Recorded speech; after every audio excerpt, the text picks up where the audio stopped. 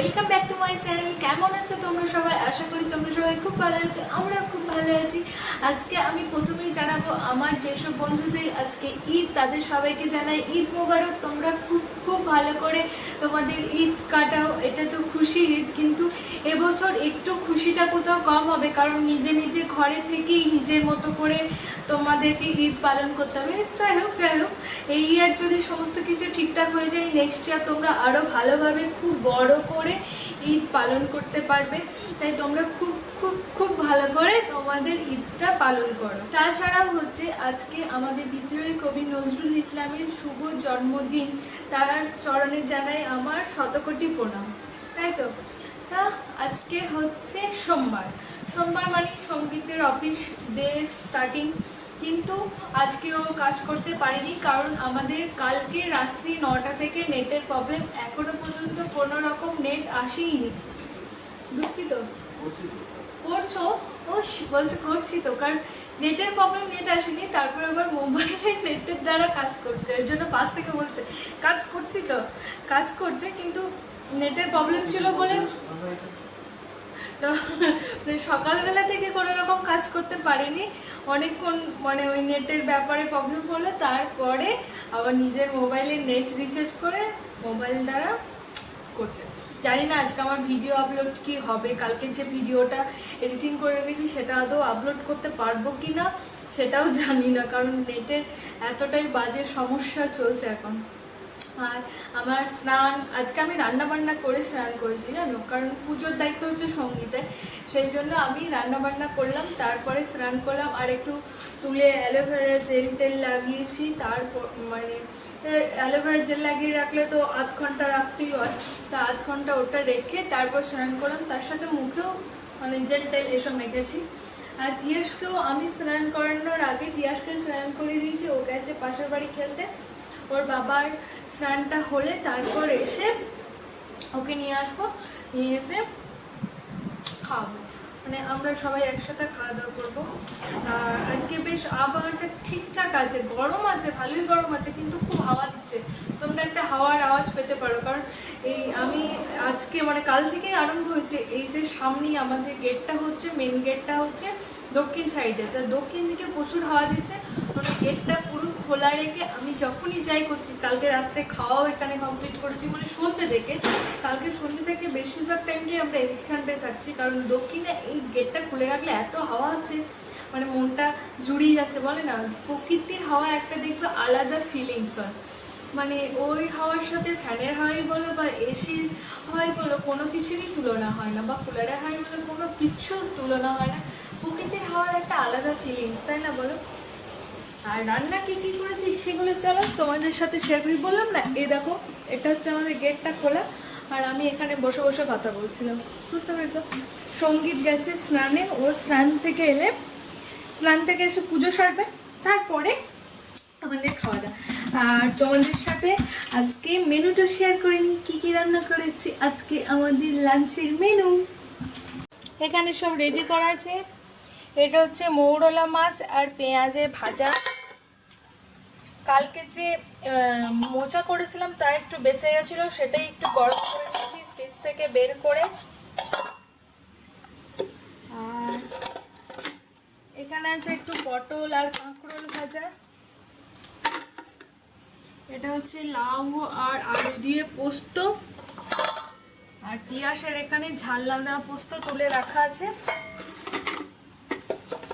ভাত তো আছে, ভাতের মধ্যে আছে একটা ডিম সিদ্ধ আছে, তার সাথে তিয়াসের ডাল সিদ্ধ কোটো করে, এই যে এমনি এরকম ডালের কোটো করে ডাল সিদ্ধটা দেওয়া আছে, যখন খাওয়াবো ওকে মেখে খায় নেবে।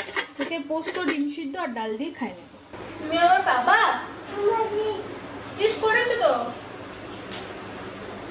ভাবি আছে, ভাবি গঙ্গা করছে, ওই বাথরুমে পড়েছো, ওই বাথরুমে চলে গেল, ভিতরের বাথরুমে চলে গেল টয়লেট করতে।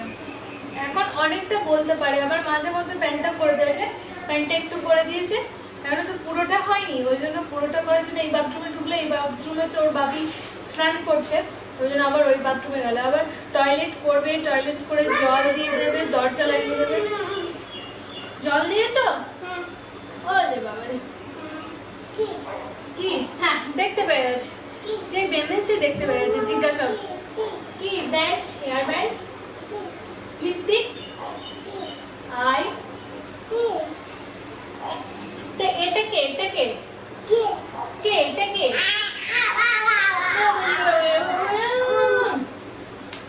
এটা কে? তিয়াস কই? তিয়াস, তোমরা তিয়াসকে দেখেছো? তিয়াস কই? তিয়াস কই? তিয়াস কই? এই তো তিয়া। আমি চোখ বুজে করতাম। তিয়াস কই? তিয়াস কই? আমি তিয়াসকে দেখতে পাচ্ছি না, কোথায় গেল? কি করেছে? মনে হচ্ছে সোফার ওইদিকে আছে তিয়াস।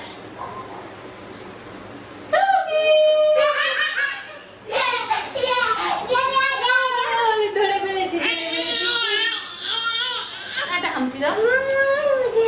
আমি আর চোখ বুঝতে পারছি না, এখন নতুন খেলা হয়েছে, আমি তুই চোখ বুঝে খুঁজে বেড়াবো। তিয়াস কই? তিয়াস কই? আর তিয়াস কই? তিয়াস কই? তিয়াসকে দেখেছো তোমরা কেউ? দেখেছো? আমি কিন্তু দেখে নিয়েছি, সোফার ওইদিকে তিয়াস বসে আছে। কুকি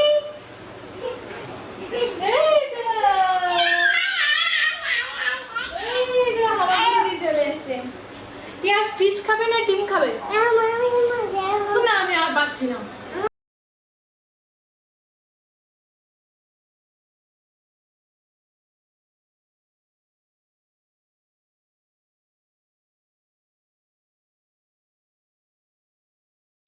খাওয়া দাওয়া সব কমপ্লিট, তিয়াসকে অলরেডি আগেই খাইয়ে দিয়েছিলাম। তারপরে আমি আর সঙ্গীত খাওয়া কমপ্লিট করলাম। এখন বাজে দুপুর 3টে, খাওয়া দাওয়া হয়ে গেছে অনেকক্ষণই। তারপরে বসে বসে টিভি দেখছিলাম, আর টিভিতে খবর দেখলেই না মন আরো খারাপ হয়ে যাচ্ছে, জানো তো। কারণ কিছুদিন আগে আমরা সুন্দরবন গেছিলাম, যখনই শুনেছিলাম যে সুন্দরবনের ওপর দিয়ে ঝড়টা যাবে, তখনই আমাদের মনটা কি হয়েছে? না ভূত নেই, তুমি দুঃখ করো গো, যাও। তখনই মনটা আমার খুব খারাপ হয়ে গেছিল যে ওখানকার মানুষজনটা কি হয়েছে? বাবু মারি তো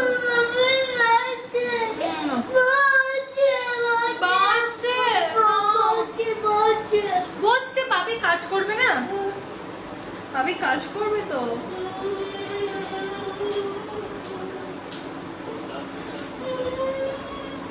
রেগে গেছে। আর রেগে গিয়ে জায়গা কোথায় হলো বলো তো? সোফার পিছনে লুকানো। রাগা হলে বা দুঃখ পেলে, যে কিছু হলে সোফার পিছনে গিয়ে লুকিয়ে পড়ে।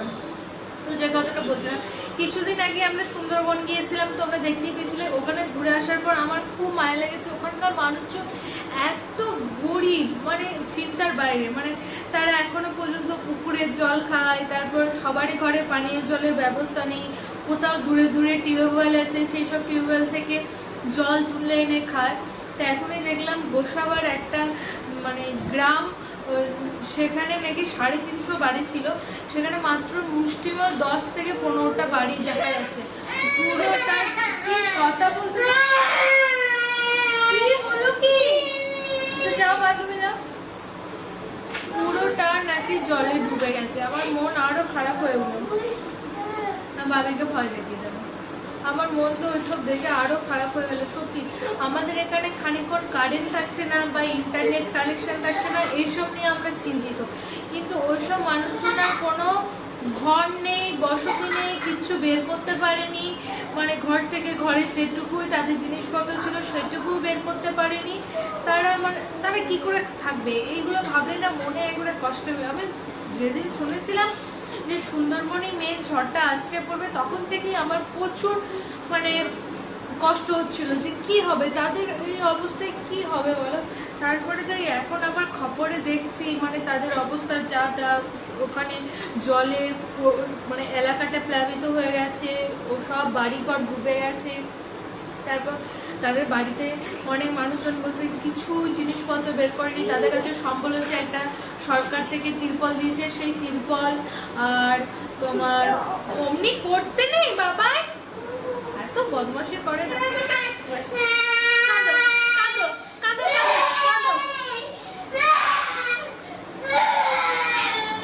সরকার থেকে যে তিরপল দিয়েছে সেই তিরপল আর 5 কেজি চাল, ওই একটু মুড়ি, এইসবগুলোই হচ্ছে ওদের এখন ভরসা।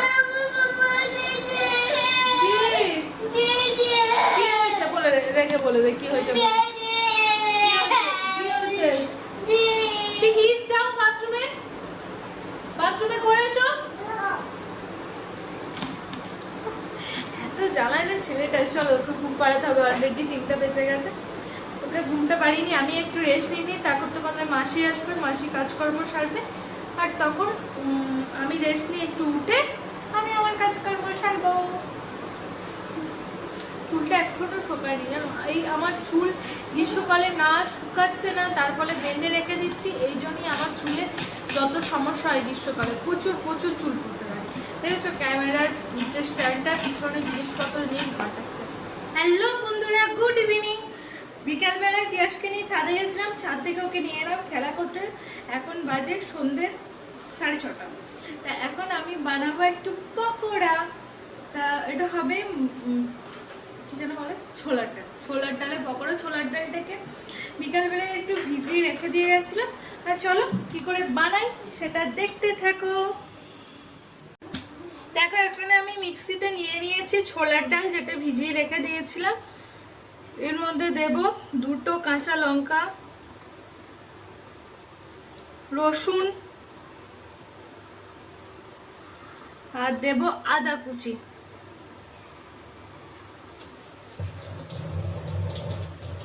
দিয়ে এবার এটাকে আমি একটা পেস্ট তৈরি করে নেব। দেখো পেস্টটা কমপ্লিট। খুব একটা পেস্ট করিনি, একবারে মিহি হয়ে পেস্ট না, একটু মোটা মোটা দানা থাকবে সেরকম পেস্ট। এটাকে একটা পাত্রে নিয়ে নিচ্ছি। এর মধ্যে দিয়ে দিচ্ছি লেবুর রস। এটা গন্ধরাজ লেবুর রস, যে কোনো রসই লেবুর রসই দেওয়া যায়। এবার দেব পরিমাণ মতো লবণ। এটা মিক্সড করে নেব একটু ভালোভাবে।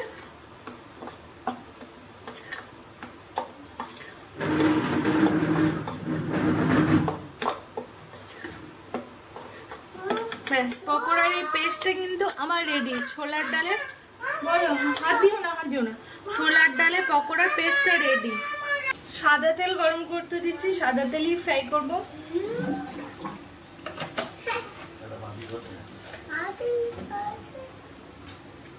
আর ছোট্ট ছোট্ট করে পকোড়া করে ফ্রাই করব। তেলটা একটু গরম হোক তারপরে।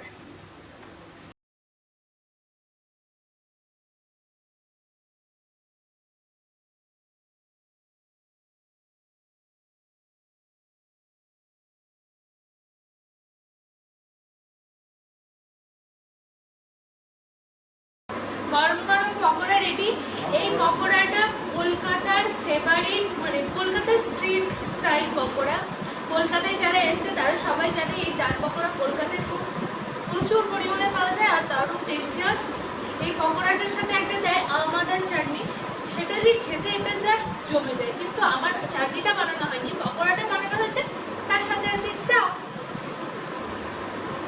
পকোড়া আর চা নিয়ে নিয়েছি আজকে সন্ধ্যাবেলায়। এই যে পকোড়াটা তুমি বানালে, এটা ছিল কতক্ষণ টাইম লাগলো? তুমি তো দেখো বেশিক্ষণ না, ওই 8 ঘন্টার মধ্যে হয়ে যাবে। আমার হয়ে যাচ্ছে বলো।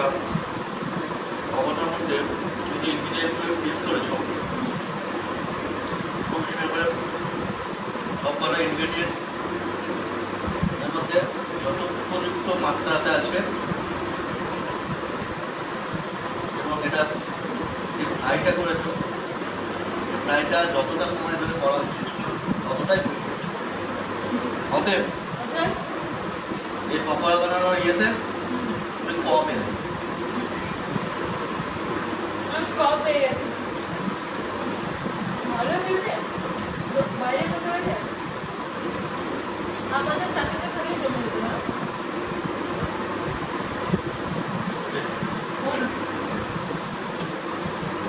আমাদের চাকরিতে থাকলে একবারে জমে যেত, কিন্তু পকোড়াটা দারুণ হয়েছে। আমি এরকম বানিয়ে ঘরে খাই, তোমরাও বানিয়ে খেতে পারো। একবারে বাইরের যেমন স্বাদ সেরকমই, ওই রকম কয়েকটা রসুন আর কাঁচা লঙ্কা, একটু আদা কুচি আর সামান্য একটু লবণ দিয়ে মিক্সিতে পেস্ট করে বানিয়ে না খুব ইজি। আর একটু লেবুর রস, যেমন ইজি খুব তাড়াতাড়িও হয়ে যায় আর খুব তাড়াতাড়ি একটা টেস্টি খাবার তৈরি হয়ে যায়। এখন এসেছি রান্নাঘরে, আর আজকে রাত্রে কি রান্না করবো বলো তো? ওই যে পকোড়া করলাম দেখলে, ছোলার ডালের পকোড়া। ছোলার ডালই না বেশি পরিমাণ করে ভিজিয়ে রেখেছিলাম, কারণ আমার ইচ্ছা হচ্ছিল যে ওই ছোলার ডালের মানে মোটা মোটা পকোড়া টাইপের করে বেশ আলু দিয়ে তরকারি, বেশ ঝোল ঝোল করবো। ঝোলের মধ্যে যখন ওই পকোড়া বা বড়া যেটাই বড় সেটাই দেবো, তখন বেশ ফুলে বড় বড় সাইজের হয়ে যাবে আর খেতে দারুণ লাগে আলু দিয়ে তরকারি। তাই সেই জন্য এটাকে আমি এক্সট্রা করে আরও অনেকগুলো পকোড়া ভেজে নিলাম। এর মধ্যে কিন্তু এই যে পকোড়াটা বানিয়েছি এর মধ্যে শুধু রসুন আর আদা দিয়েছি আর নুন, কোনো রকম কাঁচা লঙ্কাও দিইনি বা লেবুর রসও দিইনি, যেটা পকোড়ার ক্ষেত্রে দিয়েছিলাম। এটা শুধু প্লেন। তা এটা এখন করে নেব আলু দিয়ে ঝোল। আর দিনে একটু লাউ পোস্ত আছে, দিনের একটু লাউ পোস্ত আছে, ব্যাস এটা দিয়ে আজকে আমাদের রাত্রের মেনু। আর এই পকোড়া করে আলু দিয়ে তরকারি খেতে দারুণ লাগে, ডালের বড়া দিয়ে তরকারি ওফ দারুণ লাগে, আমার তো খুব প্রিয় একটা খাবার। তো চলো ঝটপট করে রান্নাটা সেরে।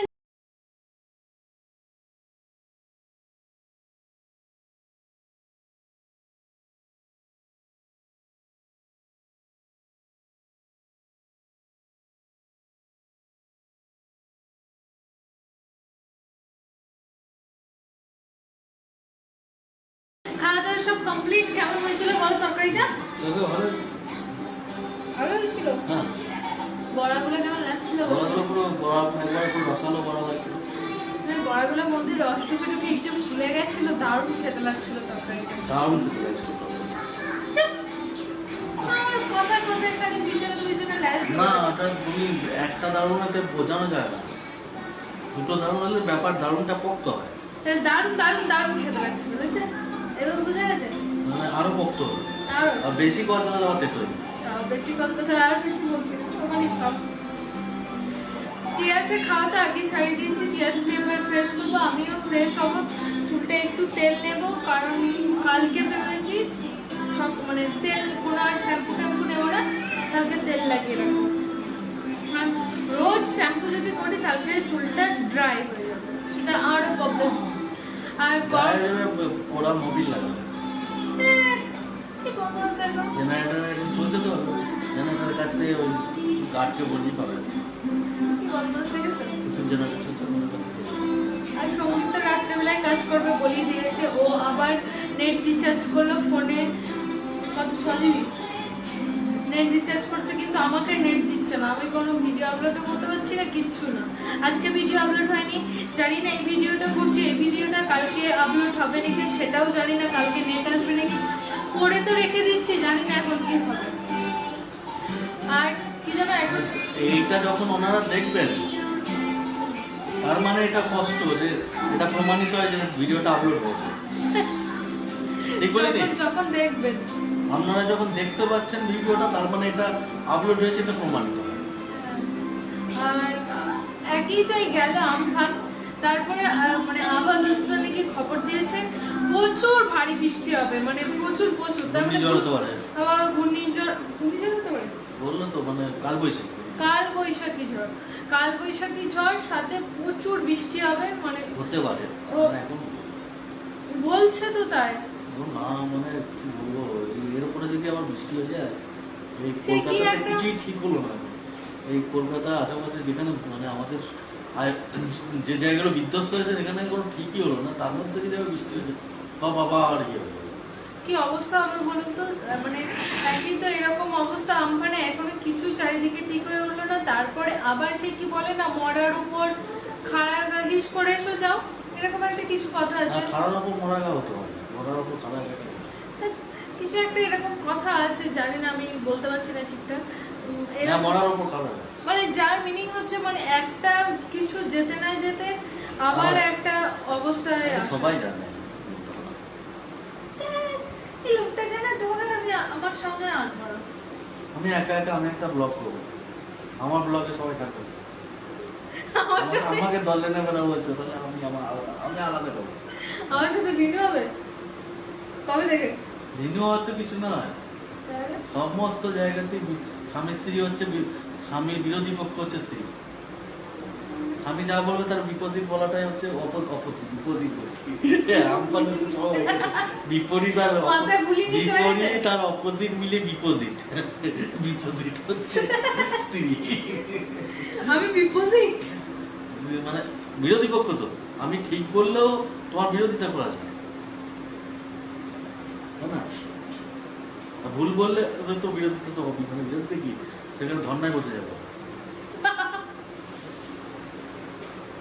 ঠিক আছে চলো আর ভিডিওটা চলে যাবে কোথাও যাওয়ার দরকার নেই এখন ঘরে বসে থাকুন সুস্থ থাকুন আমাকে কোনো কথা বলতে না কোনো কথা বলার কি আছে কোথায় যাবে না কোথায় এখন তো লকডাউন শেষ আর তাছাড়া লকডাউন শেষ হলেও আমাদের সাবধানে থাকতে হবে জানি একটা কথা বলি হ্যাঁ। এই যে মাস্ক পরে বেরোনো এত অস্বস্তিকর না আমি দুদিন বাজার গেছিলাম আমার এত অস্বস্তি ফিলিং হয়েছে কি বলবো মনে হচ্ছে যেন মানে কেউ কেউ তো নিঃশ্বাস নিতে মাস্কটা পারছি না। এরকম করছে যে মুখটা ঢাকছে নাকটা ঢাকছে না কেউ আবার নাক ঢাকছে মুখ ঢাকছে না সেদিনকে তো আমি বাজারে গিয়ে লেটেস্ট একজনকে দেখলাম মানে উনি নাক মুখ দুটোই খোলা রেখেছে মাস্কটাকে ঢুকিয়ে ঢোপের মধ্যে এরকম রাখিয়েছে মানে ভোগটা সুরক্ষা করাটাই হচ্ছে আসল ব্যাপার মুখ না সে যে যা করছে ও বাদ দাও মানে আমি যে পরে বেরোবো বাজারে তারপরে বা যখন এখন তো মাস্কটাই মানে বাধ্যতামূলক মানে সবসময়ের জন্য হয়ে গেল সারা জীবনের জন্য কি করে যে পরে থাকবো ওইরকমই একটা ব্যাপার না আমরা আশাবাদী মানুষ মানুষ হচ্ছে আশাবাদী একদিন না একদিন করোনা যাবে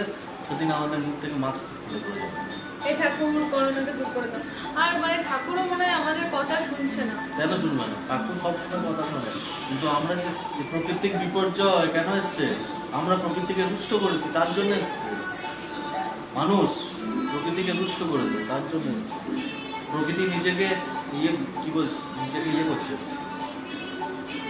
কি জানো ক্লিন করে দিচ্ছে অনেক পরিবেশ রয়েছে প্রকৃতি নিজেকে পুনরুদ্ধার করে দিচ্ছে উনি এইসব প্রত্যেক ইতিহাস বলছে প্রত্যেক 100 বছর অন্তর অন্তর এরকম একটা করে বিশাল বড় কৃপণা ওরকম টাইম হয়ে যাচ্ছে কি হচ্ছে তুমি তো সেরকম ইয়ে করছো মাঝে মাঝে না আমি